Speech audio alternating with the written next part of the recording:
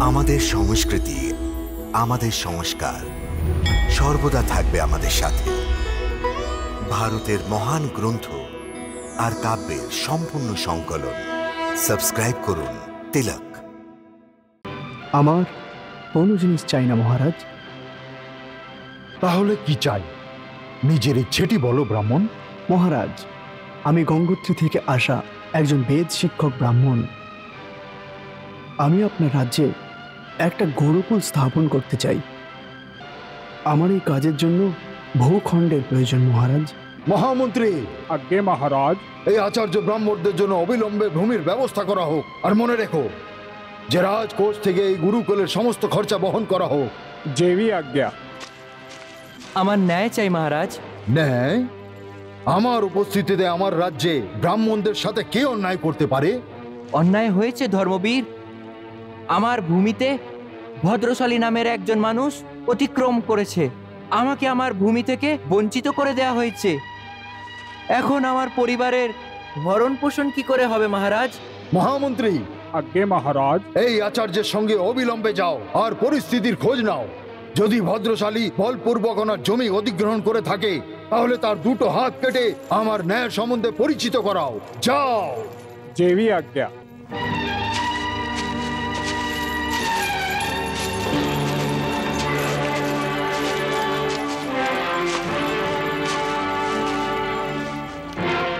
প্রণাম সনাতন ব্রাহ্মণ, এই উপহার স্বীকার করুন আপনি।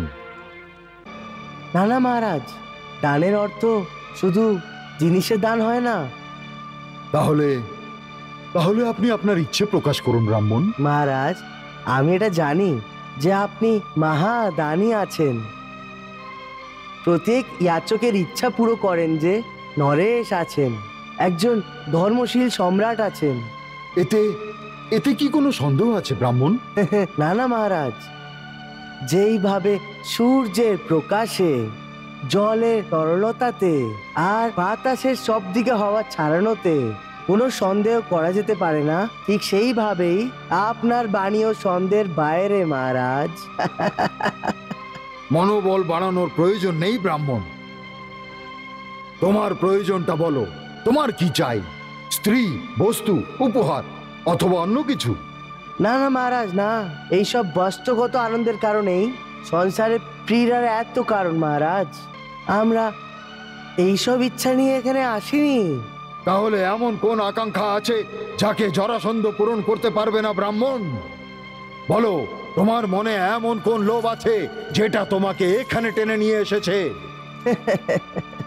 লোভ বলছেন? লোভ তো শুধু একটি আছে মহারাজ। কি সেটা? যুদ্ধ, শুধু যুদ্ধ। যুদ্ধ? শোনো, যুদ্ধ শোনো, যুদ্ধ যুদ্ধ শোনো। যুদ্ধ, তাও জরাসন্ধের সঙ্গে? নিশ্চয়ই মহারাজ, আমরা আপনার সাথে দণ্ডযুদ্ধের ইচ্ছা নিয়ে এসেছি। বলো, স্বীকার আছে? আরে তোমার কি মতিভ্রম হয়ে গেছে ব্রাহ্মণ, যে তোমরা মহারাজ জরাসন্ধের মতন মহাবলীর সাথে যুদ্ধ করতে চাও? তোমরা শান্ত হয়ে যাও ইয়াচক। তোমরা ব্রাহ্মণ নাকি ব্রাহ্মণের ছদ্মবেশে অন্য কেউ?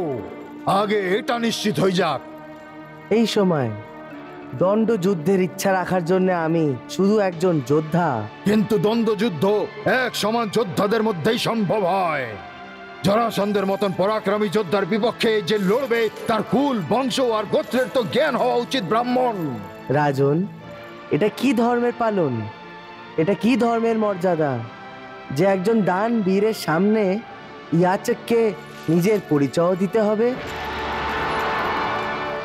মহারাজ জরাসন্ধের মুখে যুদ্ধর নামে এই ভয়ে ভগ্ন কেন?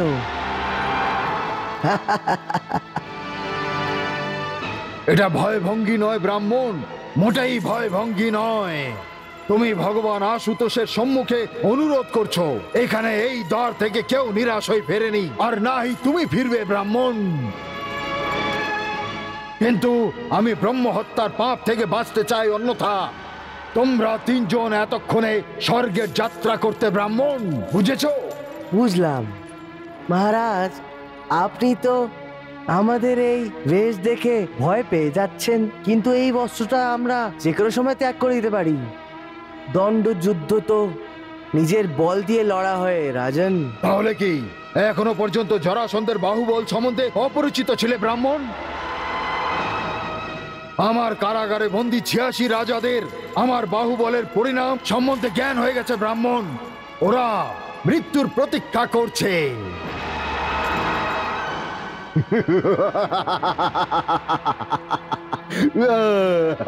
খুব ভালো, খুব ভালো ব্রাহ্মণ। তোমায় নিয়ে আরেকটি সংখ্যা বেড়ে যাবে।